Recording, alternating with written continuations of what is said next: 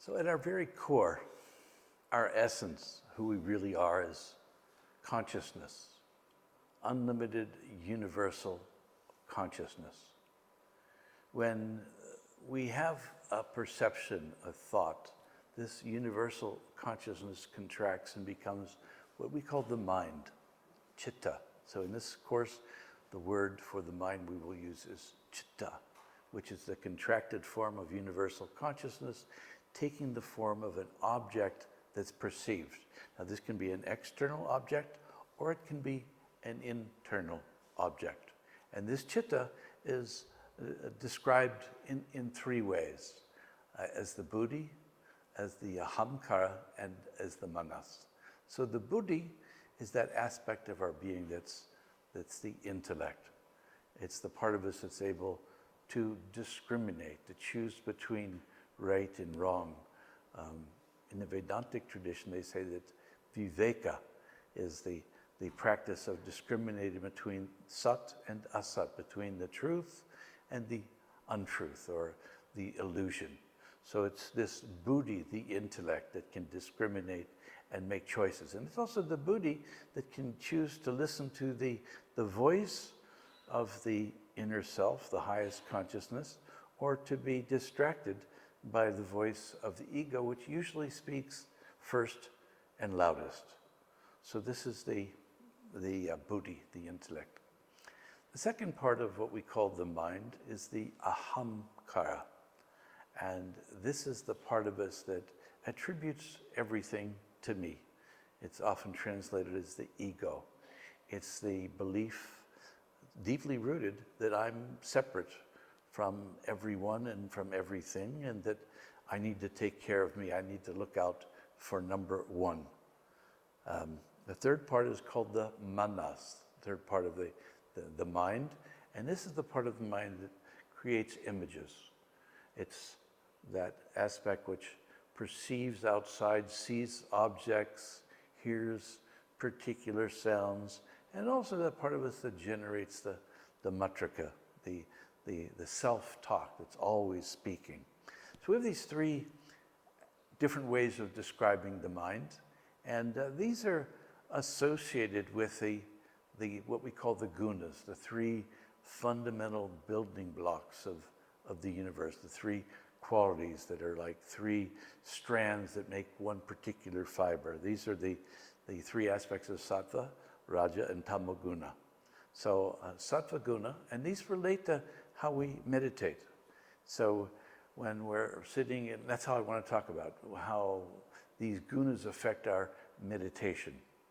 So when we're in a state of perfect harmony, when we're able to quiet the mind and have clear insights, we've all had moments like this where there's no confusion. We're just able to see things as they are. We're able to have great clarity in meditation.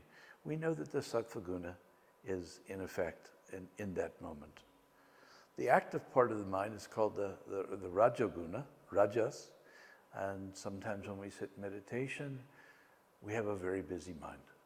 I'm sure you're all familiar with this. We all have it. Even after years of meditation, there are times when I sit and meditate and my mind just churns out thoughts, old memories, thinking ideas of the future, making plans.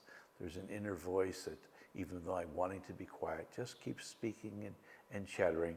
This is the ahamkara, the ego, and it's part of our consciousness, and it happens naturally in meditation that we become rajasic in meditation. Third aspect is tamoguna. When we're tamasic, this is lethargic, dull, listless. This is when we lose consciousness in meditation. So there's a constant movement between these three tendencies, and that's natural in meditation. So you've begun to meditate now, and I'm sure you've experienced all three of these. So I'm going to ask you to not judge yourself. You know, we can't always have the meditation that we expect, that we want to have, but we can always have the meditation that we're having. So it's important that we learn to accept ourselves, to accept our meditation, that this is a process. We're not going to go right into samadhi right away, right into complete absorption and stay there forever. It takes time. So it takes us surrendering to the process, trusting the inner energy. There's a divine power that's functioning within us, that's guiding our meditation. So I'm going to invite you to have no judgment about your meditation. Just keep meditating. You know, in our tradition, after we would meditate in a group, there would be a time to share. And one of my dear friends, who will be speaking here during this course, Brenda Brish, stood up and shared. She said, you know, I've been hearing about all these wonderful experiences that people are having. They're seeing blue lights, and they're having visions of deity, and having absorption in supreme peace, and feeling love, and all these wonderful, wonderful experiences. You know, she said, but I've been meditating now for 7 years, and I haven't had any dramatic experience. Absolutely nothing has happened, but my life has been completely transformed. So this is the power of meditation. Whether we're having wild, amazing experiences, or we're just simply sitting regularly on a daily basis, doing the practice, it's unfolding.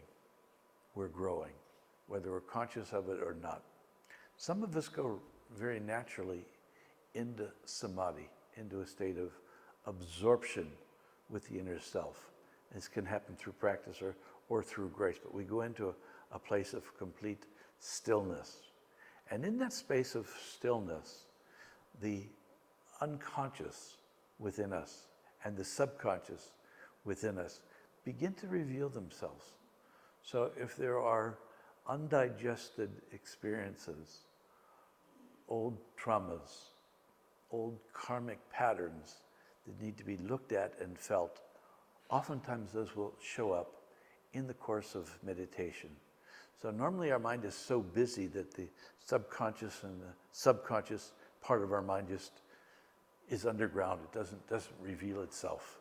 But when we begin to meditate, sometimes those old samskaras, those old patterns, will emerge for the sake of being seen, of being felt, and of converting that trapped, blocked energy into pure Shakti, into life.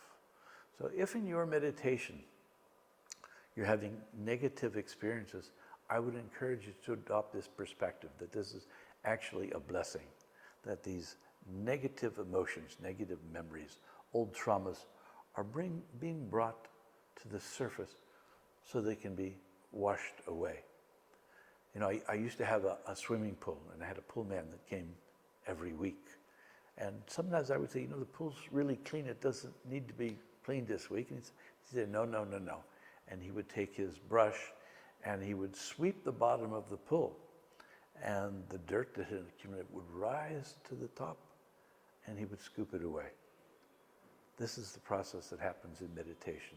So sometimes we get the fruit of our meditation, which is joy, ecstasy, peace. Sometimes we have visions. Sometimes we see lights. But that's not everyone's path. Sometimes it's just sitting in the stillness in a space of darkness and feeling joy and peace at the end. So I'm going to ask you not to judge your meditation. There are sort of common obstacles that people have in the process of meditating. One of them is impatience. You know, we get impatient for something to happen. We get impatient for our meditation to go deeper. Sometimes we simply get bored.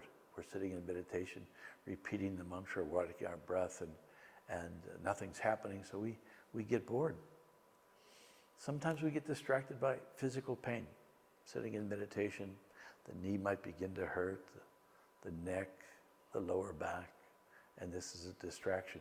This is one of the reasons that we do asana practice, to make the body strong, flexible, so that we can sit comfortably for long periods of time. Expectations is another obstacle. We have a great experience in meditation, and then we want that same experience to happen again. I ask you to let all those ideas go and allow the inner Shakti, which is a conscious, omnipotent energy working within it. Allow that to guide your meditation, and then you'll get the fruit of it. So we can't force meditation. We have to allow it to unfold. It's a very natural process, and it bears fruit when we practice it on a daily basis over a long period of time. So continue your meditation, accept your meditation. As I said, you can't always have the meditation you want to have, but you can always have the meditation that you're having. God bless.